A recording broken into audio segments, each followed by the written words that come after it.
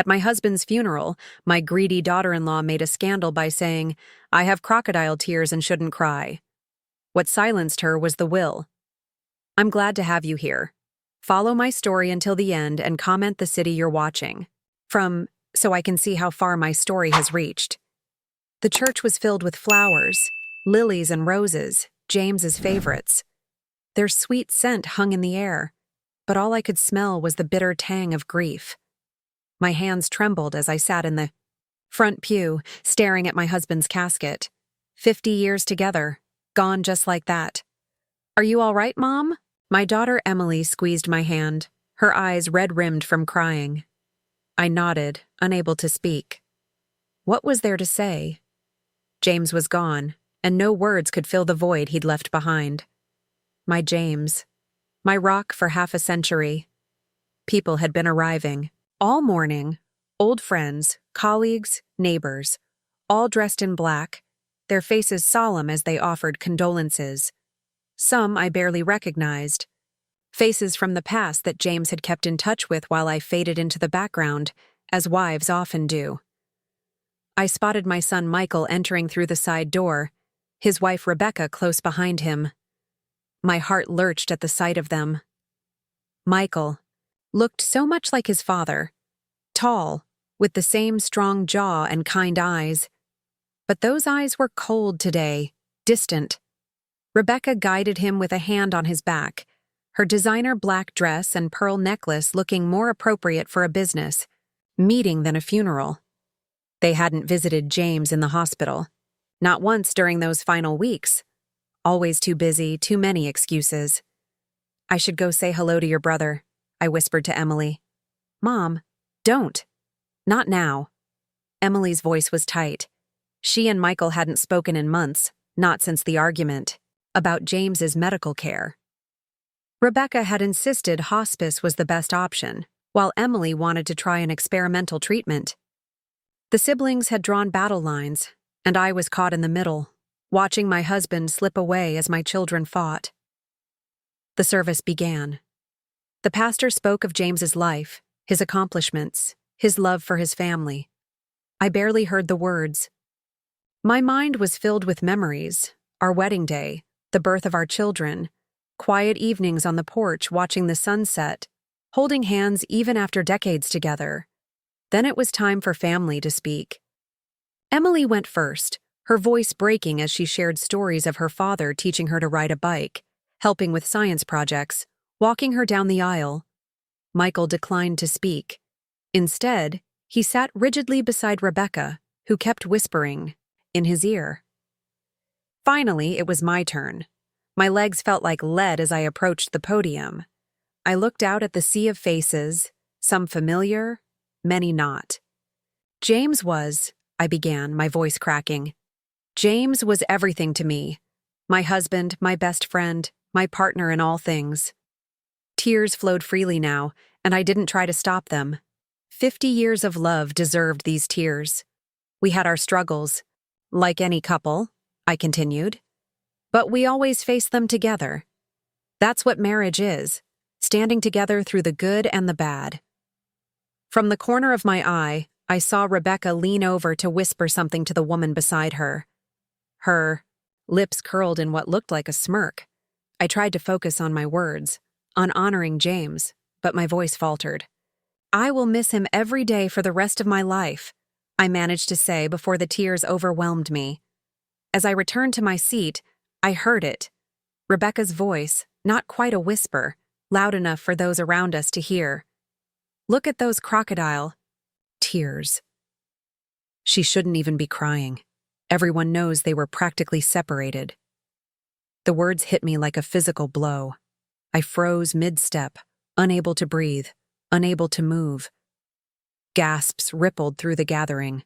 Emily half rose from her seat, fury on her face. "How dare you?" someone muttered. But it was Michael's reaction that cut deepest. He didn't defend me. He didn't contradict his wife. He simply looked away, his face flushed with embarrassment. Not for Rebecca's behavior, but for me. I somehow made it back to my seat, my entire body numb. 50 years of marriage, reduced to gossip and lies at my husband's funeral. And my own son, sitting silently while his wife tore my grief to shreds. The rest of the service passed in a fog. I didn't hear the final prayers or the announcements about the reception. I could only feel the stares, the whispers, the judgment as we filed out of the church. Rebecca walked ahead with Michael, her head held high. She turned once to look at me, triumph gleaming in her eyes. But there was one more thing to endure, something neither Rebecca nor Michael knew was coming. James's will was to be read immediately after the service at his specific request, and despite the humiliation burning in my chest, I couldn't help but feel a flicker of something else as I watched Rebecca strut ahead. James had always been a meticulous planner, and he had seen through Rebecca long before I had. The first time I met Rebecca, alarm bells rang in my head. She was charming, too charming. Her laugh was practiced, her interest in our family history too eager. James squeezed my hand under the dinner table that night, a silent signal we'd developed over decades. He felt it too. She's just trying to impress us, Michael had insisted later when I carefully voiced my concerns. He was 38 then, beginning to worry he'd never find someone. Rebecca was beautiful, intelligent, and apparently smitten with him. Who was I to stand in the way of my son's happiness? The wedding was lavish, far more elaborate than Michael had ever wanted, but Rebecca had insisted, and somehow my practical, frugal son agreed to spend nearly his entire savings on the event. James and I contributed what we could, though Rebecca made it clear our offering was inadequate. Your parents don't really understand the importance of appearances, do they? I overheard her telling Michael during the reception. It's sweet, in an old-fashioned way. The changes in Michael were subtle at first. He called less frequently. Family dinners became monthly, then quarterly. When they did visit, Rebecca always had a reason to cut the evening short. Michael needs his rest. He's been working so hard, she would say, though my son's eyes showed he wanted to stay. Then came the excuses. Missed birthdays, canceled holidays, forgotten anniversaries. Always with profuse apologies, always with promises to make it up next time. A next time that rarely came. When Emily gave birth to her first child, Michael and Rebecca arrived 3 days late. We had a charity event, Rebecca explained, not bothering, to hide her disinterest in her new niece. You know how important these connections are for Michael's career. The charity events, the business dinners, the networking opportunities, they all seemed to coincide with family gatherings. Rebecca made sure Michael's calendar was perpetually full, leaving little time for visits or phone calls. Then came the comments, like poison dripped slowly into Michael's ear. Your parents are so set in their ways, she would say within my hearing. They mean well, but they just don't understand how the world works now. Or, it's sweet how your mom still thinks. She needs to take care of you. Some mothers just can't let go, can they? And worst of all, they always make me feel like I'm not good enough for you, like no one would ever be good enough for their precious son. Michael would defend us weakly at first, then not at all. It was easier to agree, to keep the peace with his wife. The real breaking point came when James was diagnosed with cancer 3 years ago. The doctors were optimistic. They had caught it early. But the treatment would be aggressive, expensive. We should discuss care options, Rebecca said during a tense family meeting. These treatments will drain your retirement savings, and for what? A few more years? Even Michael looked shocked at her callousness. But Rebecca quickly backtracked, tears filling her eyes. I'm just worried about you both, she said, squeezing my hand with perfectly manicured fingers. I want what's best, and sometimes that means making hard choices. Somehow, she turned her cruelty into concern. And Michael, desperate to believe, his wife wasn't calculating the financial burden of keeping his father alive, accepted her explanation. When James recovered after the first round of treatment, I could see the disappointment in Rebecca's eyes. She had been counting on his illness to give them access to our savings, modest as they were. The questions started soon after. Had we updated our will? Was the house paid off? What about life insurance? All asked with practiced casualness, as if she were merely showing interest in our well-being. James saw through it all. One night, after another strained family dinner where Rebecca had grilled us about our finances, he took my hand and led me to his study. "I need to make some changes," he said quietly, pulling out a file of legal documents. "I've been thinking about this for a while." I nodded, understanding immediately. "Michael won't like it," James sighed, looking suddenly older than his 73 years. "Michael isn't thinking clearly, hasn't been for years, but someday he'll see the truth, and when he does, we need to make sure he's protected. The boy we raised is still in there. Tab, he's just lost right now." Over the next few months, James met with our attorney several times. He never told me the details, just that he was setting things right. When the cancer returned last year, more aggressive than before, he seemed almost at peace with it. "Promise me something," he said one night as I sat by his hospital bed. "Promise me you won't tell them about the changes to the will until after I'm gone. Rebecca will just try to make Michael contest it." "James, don't talk like that. You're going to beat this again." He smiled, but we both knew better. The treatment wasn't working this time. "Promise me, Tab." I promised. And I kept that promise through the horrible final months, through the hospice care, through the painful, drawn-out goodbye.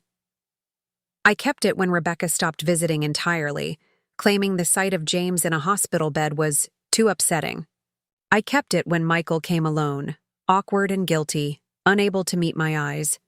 I kept it at the funeral, even as Rebecca's cruel words cut through my grief. I kept it as we drove to the attorney's office, where James's last wishes would finally be revealed. Rebecca sat across from me now, impatience written across her face as we waited for the attorney to prepare the documents. She kept checking her watch, as if she had somewhere more important to be. "Let's hope this doesn't take too long," she whispered to Michael. "We need to start figuring out what to do with the house. The market is hot right now." Michael nodded, absently, but I caught a flicker of discomfort in his eyes. Some small part of him was still the boy James and I had raised, the kind, thoughtful son who had been gradually erased by years of Rebecca's influence. The attorney entered, files in hand, and Rebecca straightened, her expression shifting to one of appropriate solemnity. Emily sat beside me, her hand finding mine under the table. "Before we begin," the attorney said, "Mr. Holloway left specific instructions. There's a letter that must be read first." He handed me an envelope, my name written in James's familiar handwriting. "He asked that you read it aloud, Mrs. Holloway." My hands trembled as I opened it, wondering what final words my husband had left for us, and what bombshell was about to drop. My hands trembled as I unfolded James's letter. The paper felt worn, as if he had written and rewritten it many times before finding the right words. I cleared my throat and began to read. "My dearest family, if you're reading this, I've moved on to whatever comes next. Don't be sad for too long.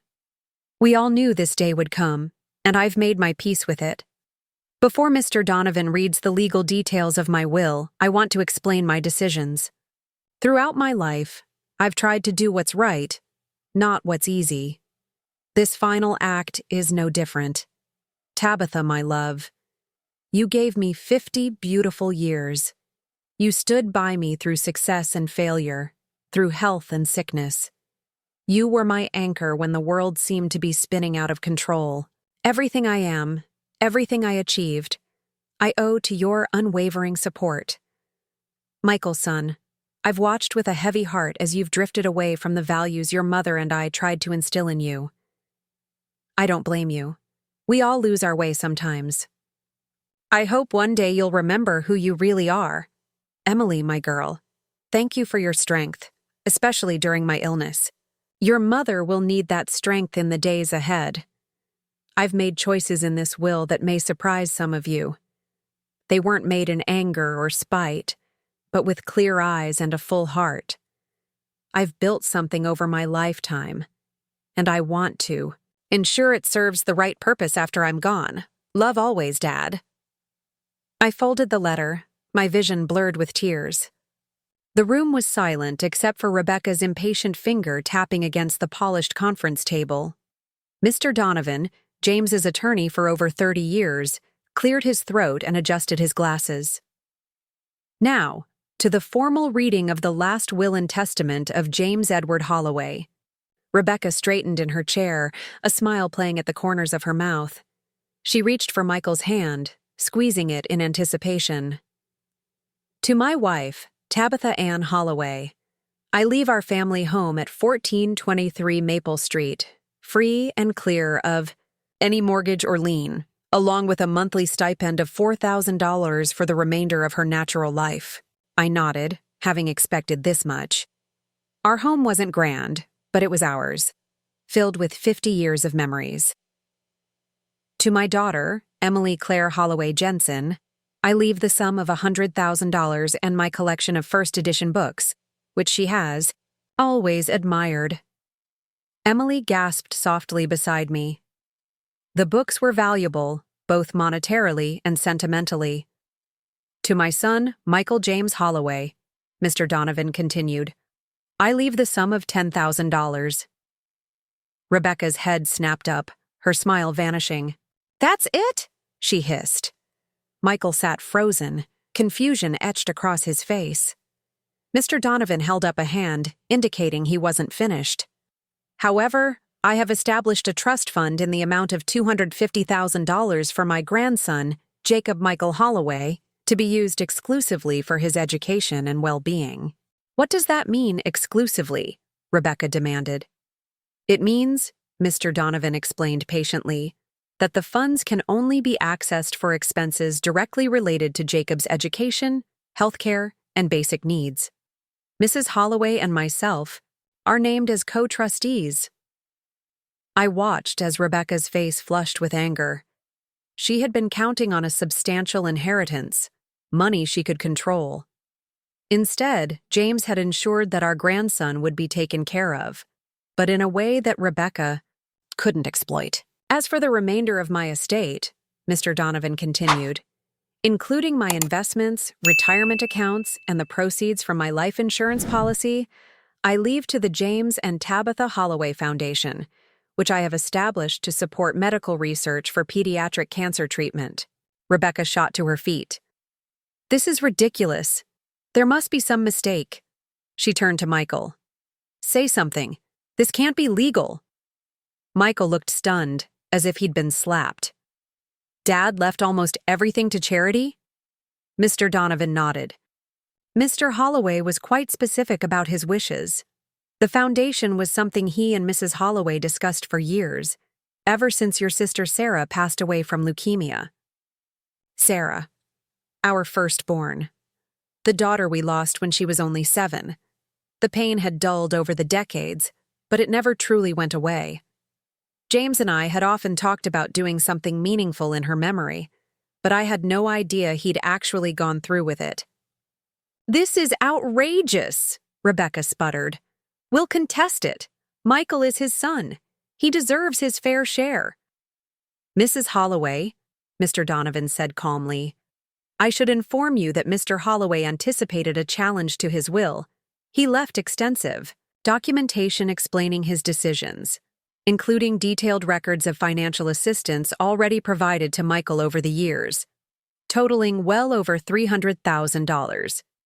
Contesting the will would make these records public. Michael's face paled. The loans he'd asked for over the years, money for business ventures that never materialized, for the down payment on the house Rebecca insisted they needed, for the luxury car she claimed was essential for making the right impression. James had never asked for repayment, but he'd apparently kept meticulous records. He can't do this, Rebecca whispered, but her voice lacked conviction now. It's not fair. It's perfectly legal. Mr. Donovan replied. And in my professional opinion, it would be unwise to contest it. Emily reached over and squeezed my hand. I squeezed back, grateful for her support. I hadn't known about this part of James's plan, but I wasn't surprised. He had always believed in doing what was right, even when it was difficult. The meeting concluded shortly after, with Rebecca storming out without a word. Michael lingered, looking lost. "Mom," he said, his voice small. "I didn't know. About the foundation. About Sarah." "There's a lot you don't know, Michael," I replied softly. "But maybe now you'll start asking the right questions." He nodded slowly, then followed his wife out the door. As Emily and I gathered our things, Mr. Donovan handed me a small envelope. "One more thing," he said. "James asked me to give you this privately." Inside was a single key and a note in James's handwriting. "For when you're ready.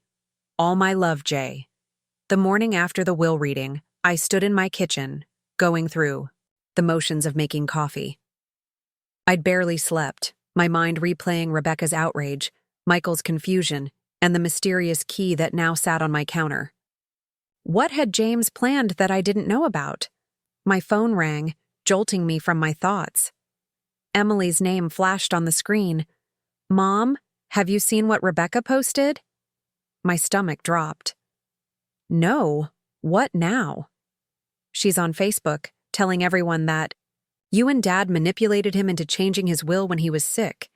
She's saying you both took advantage of his weakened state to punish Michael." I sank into a kitchen chair, suddenly exhausted. That's absurd. James was completely lucid until the very end. "I know that, and you know that," Emily said, her voice tight with anger. "But she's painting herself and Michael as victims. She's even tagged family members and mutual friends." I closed my eyes, feeling a headache coming on. Let her rant. People who really knew your father won't believe it. But the damage was already spreading. Within hours, my phone was buzzing with texts and calls from relatives and acquaintances, some offering support, others questioning James's decisions. A few even suggested I do the right thing and share the inheritance with Michael, as if on cue. My doorbell rang. Through the peephole, I saw Michael standing on my porch, alone. He looked terrible, unshaven, dark circles under his eyes. I hesitated, then opened the door. "Mom," he said, his voice hoarse. "We need to talk." I let him in, motioning toward the living room. He sat on the edge of the sofa, looking uncomfortable in his childhood home. "Rebecca wants me to contest the will," he blurted out. "She says Dad wasn't thinking clearly because of the medication. She says we can prove he was being manipulated." "By me, you mean?" My voice was flat. Michael had the decency to look ashamed. "I didn't say that." "But she did." He ran a hand through his hair, a gesture so reminiscent of James that my heart ached. "She's upset. We were counting on the inheritance to pay off some debts." "What kind of debts, Michael?" He looked away. "Rebecca has expensive tastes, and her business ventures haven't been as successful as she claims. So she married you expecting your father's money to solve her problems? That's not fair, Mom. Isn't it? When's the last time she showed any genuine interest in your father? In me? In this family?" He didn't answer, which was answer enough. "Your father loved you, Michael. But he wasn't blind. He saw what was happening, how Rebecca was isolating you, how she was always angling for money." "Dad could have talked to me if he was concerned," Michael argued weakly. "Would you have listened?" I challenged. "Or would you have reported everything, back to Rebecca, who would have convinced you we were just being difficult, as usual?" His silence confirmed what I already knew. "If you contest the will," I said quietly, "you'll lose, and you'll destroy whatever relationship we have left." "Is that what you want?" "No," he whispered. "But I don't know what to do. Rebecca's furious. She says I have to choose between her and you." My heart broke for my son, trapped in a marriage built on manipulation and control. "That's not love, Michael. That's possession." He stood abruptly, I should go. I needed to see you. Michael, I called as he reached the door. Your father left something for you. Something that's not in the will. He turned, confused. What? A chance to remember who you really are. After he left, I sat alone in the quiet house, memories of James surrounding me. His favorite armchair, still holding the impression of his body. The collection of model trains he'd been working on. The family photos that chronicled our life together. I picked up the mysterious key again, turning it over in my hands. What had James left for me to find? That evening, as I was sorting through a stack of sympathy cards, the doorbell rang again. This time it was Rebecca, perfectly put together in an expensive suit, her face a mask of practiced concern. "Tabitha," she said, her voice syrupy sweet. "I thought we should talk, woman to woman." I almost shut the door in her face, but curiosity got the better of me. I stepped aside, letting her enter. She glanced around the living room, assessing everything with a critical eye. This house has so much potential. With the right renovations, it could be quite valuable. "It's not for sale," I said flatly. Her smile didn't reach her eyes. "Of course not, but let's be practical. This place is too big for just you, and maintaining it will be expensive." "I'll manage."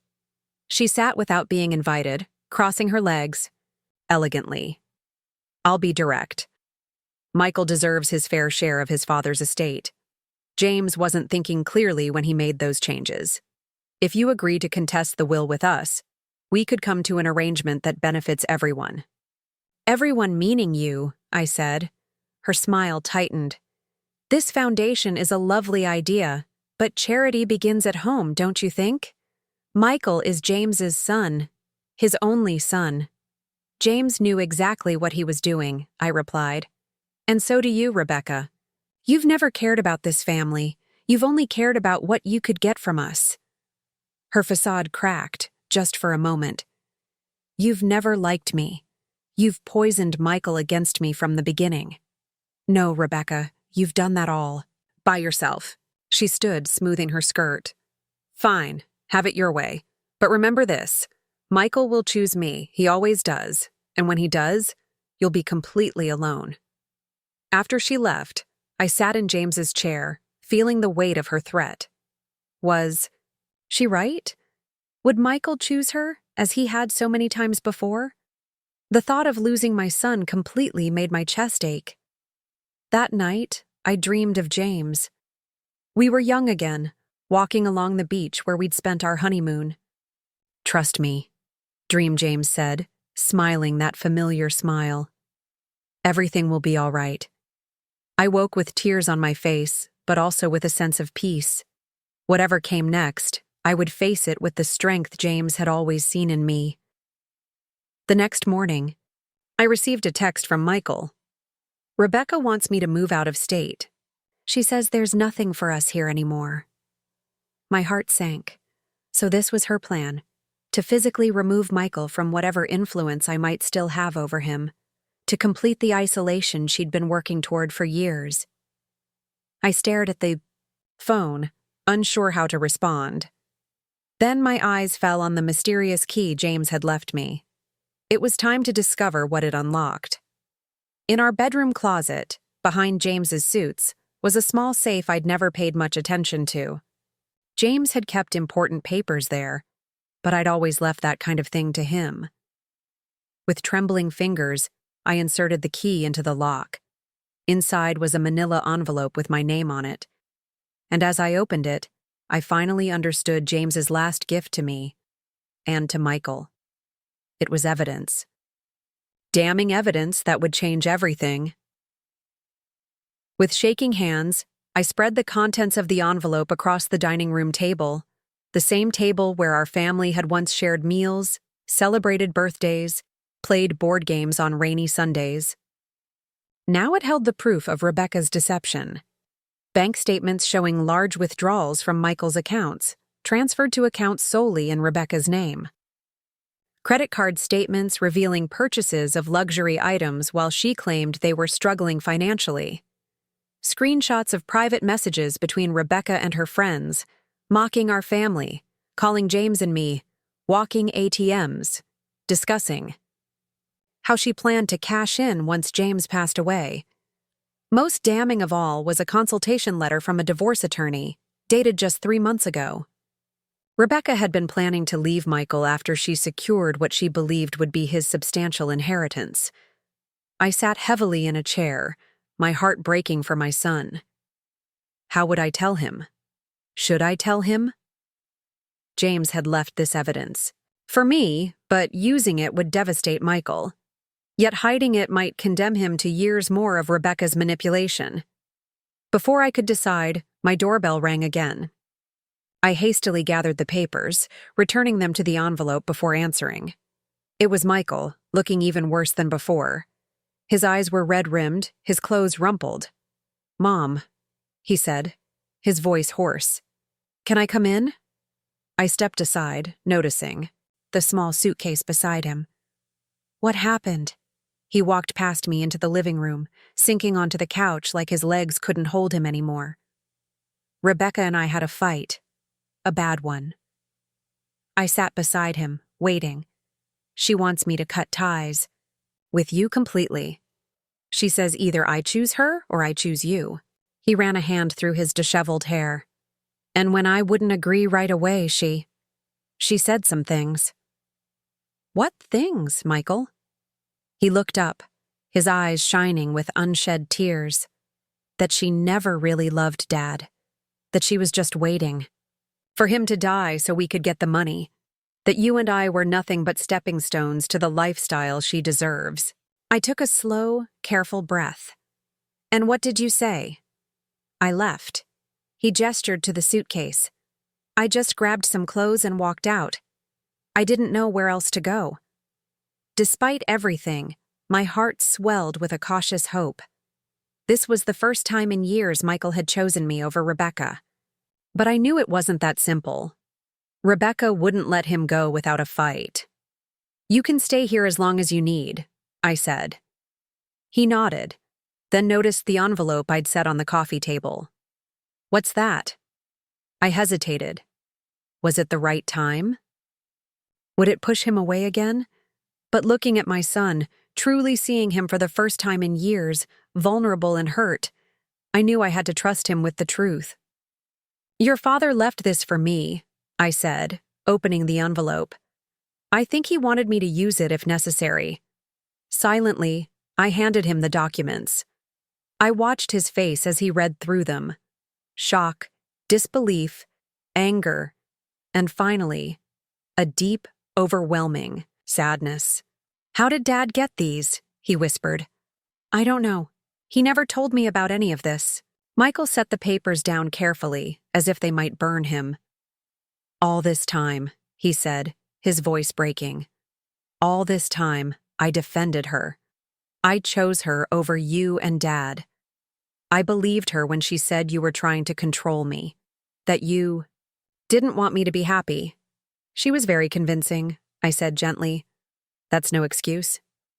He stood suddenly, pacing the room. "I should have seen it. I should have known who she really was." "Michael, no, Mom.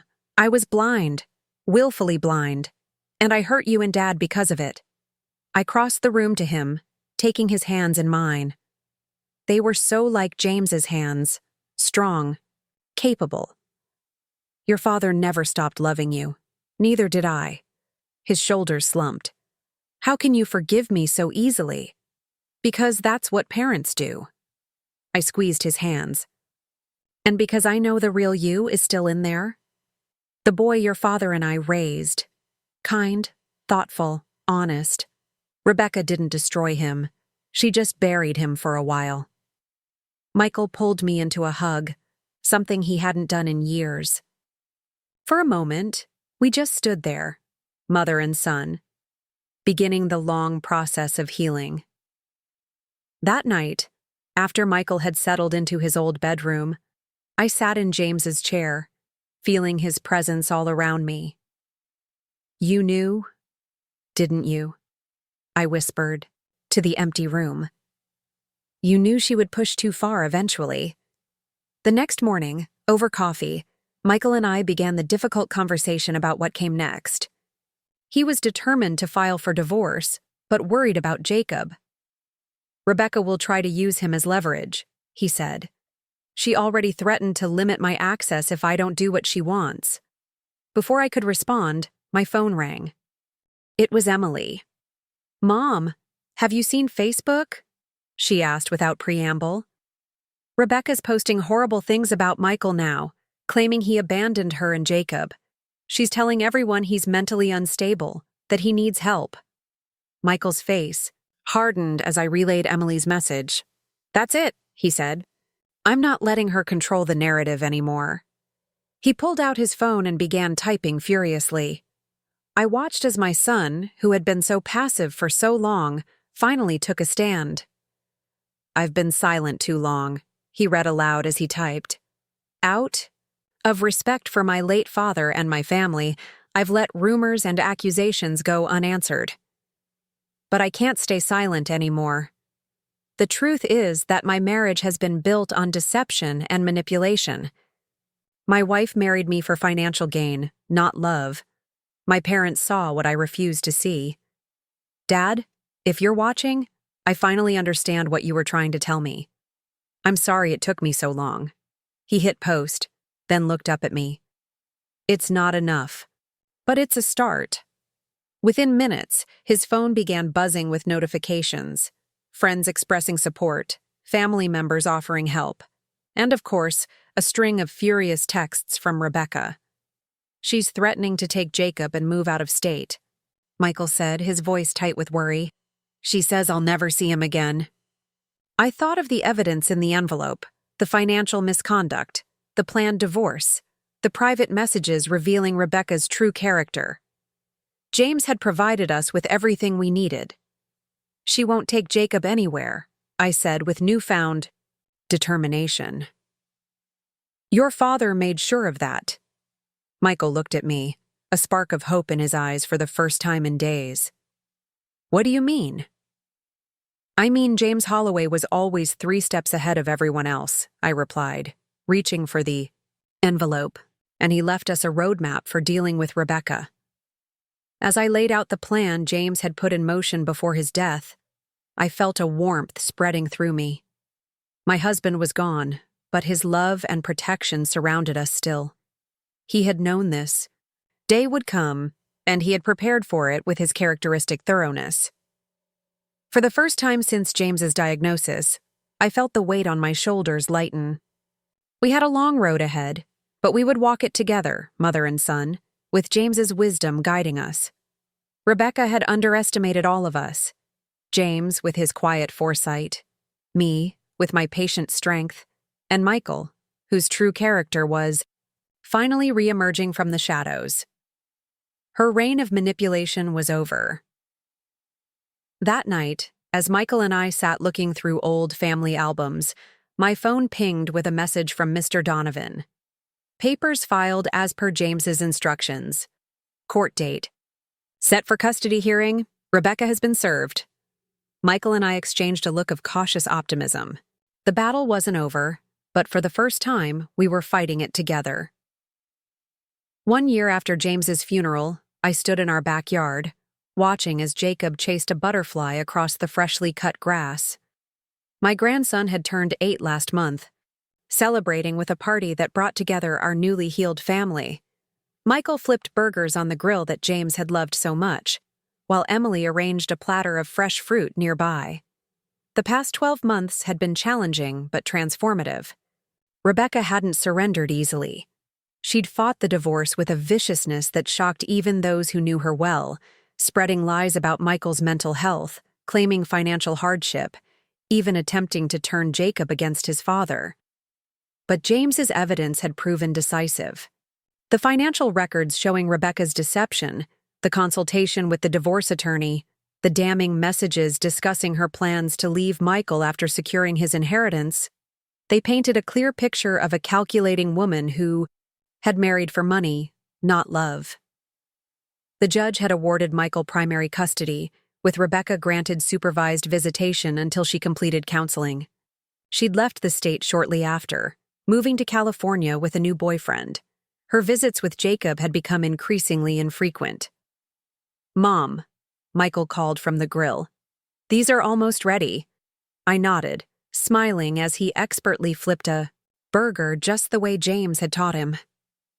My son had changed so much over the past year, shedding the passive shell he'd developed during his marriage to Rebecca. The real Michael, thoughtful, kind, confident, had finally re-emerged. He'd moved into a small house just 3 blocks away, close enough for Jacob to walk to my place after school. Our relationship had healed slowly, painfully at times, as we navigated decades of hurt feelings and misunderstandings, but we'd persevered, just as James would have wanted. "Grandma, look," Jacob called, holding up a caterpillar he'd discovered. "Can we put it in a jar and watch it turn into a butterfly?" "Of course, sweetheart," I replied. "Your grandfather would have loved that. He always had jars of interesting creatures when your dad was little."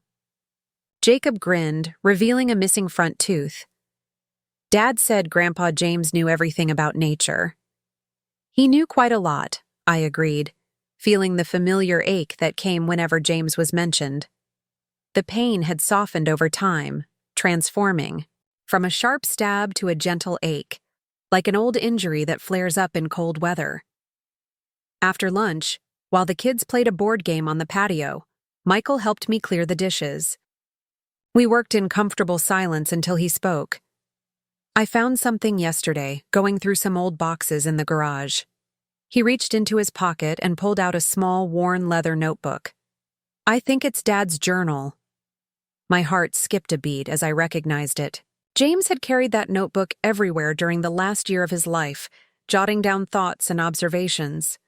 I'd assumed it was lost. "Have you read it?" I asked. Michael shook his head. "It didn't feel right without you." We sat at the kitchen table, the journal between us. With trembling fingers, I opened to the first page, dated shortly after James's diagnosis. "I've been thinking about legacy," James had written in his familiar slanted handwriting. "Not the money or property. Those are just things. The real legacy is the values we pass down, the lessons we teach, the love we share that continues after we're gone." I read aloud, my voice soft. Michael listened intently, occasionally wiping away a tear. Page after page revealed James's thoughts during his final months. His concerns for Michael, his pride in Emily, his undying love for me, and his careful planning to protect us all after he was gone. Near the end of the journal, one entry stood out. "Tabitha thinks I'm being too harsh with the will. She believes Michael will eventually see through Rebecca without my intervention. Perhaps she's right. She usually is about these things. But I can't leave it to chance. I've seen the pain in my son's eyes, the way he's torn between his wife's demands and his love for his family. I have to give him a clear path back to us, even if it means making difficult choices now. I have to trust that the young man Tabitha and I raised is still in there, fighting to get out. And when he does break free, we'll be waiting with open arms, ready to welcome him home." Michael's shoulders shook with silent sobs. "He knew," he whispered. "He knew I was trapped, and he found a way to free me." I reached across the table and took his hand. "Your father always saw more than he let on. He believed in you, even when you didn't believe in yourself." Later that evening, as the sun set over the backyard where James and I had spent countless summer evenings, I sat alone on the porch swing he had built decades ago. The journal rested in my lap, open to the very last entry, dated just 3 days before his death. "My dearest Tabitha will find this someday, when the time is right. My love, you have been my heart, my soul, my very breath for 50 years. When you read this, I will be gone. But please know that my love for you continues beyond this life.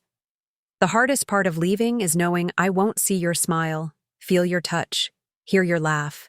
But I go peacefully, knowing I've done everything I can to protect our family. Remember what I always told you about gardening?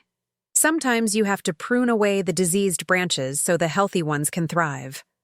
Rebecca was the disease-threatening, our family tree. By the time you read this, the pruning will be done and healing will have begun. Trust the process, my love. Trust in Michael. And most importantly, trust in yourself. You are stronger than you know. Until we meet again. All my love, James. Tears flowed freely down my cheeks as I closed the journal. The porch swing creaked, gently, almost as if James were sitting beside me, pushing it with his foot as he always had. Grandma?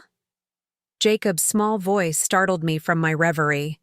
He stood in the doorway, his pajamas rumpled, his stuffed bear tucked under one arm. Dad said I could stay with you tonight? Is that okay? I wiped my eyes and smiled. Of course it's okay. You can sleep in the guest room, or... I hesitated, then continued. You can sleep in Grandpa's study, on the pull-out sofa. He always said, it was the best spot in the house for sleeping. Jacob's face lit up. Really? In Grandpa's special room? Really. He'd like that, I think. After tucking Jacob into the sofa bed, surrounded by James's books and model trains, I paused in the doorway. My grandson's tousled head rested on the same pillow where James had taken countless afternoon naps. The circle of life, continuing despite loss and grief. Michael appeared beside me, watching his son sleep. Thank you, Mom, he whispered. For everything. I leaned against him, drawing strength from his presence. Your father would be so proud of you. Of all of us. Together. We closed the study door softly and walked back to the porch. The night was warm, the sky clear and filled with stars. James had loved nights like this. Do you think he knew how it would all turn out? Michael asked, gazing up at the constellations. His father had taught him to identify as a child. I thought of the journal, of James's careful planning, of the way he had orchestrated his final act of love from beyond the grave. Yes, I said with certainty. He knew exactly what he was doing. He always did. As we sat in comfortable silence, I felt a sense of peace wash over me. The pain of losing James would never completely disappear, but it had been transformed into something beautiful, a renewed family, stronger than before, bound together by love that transcended even death. James's last act of love had not been the will that silenced Rebecca's cruel accusations. It had been the path he laid out for us, guiding us back to each other when we needed it most, and for that, I would be eternally grateful.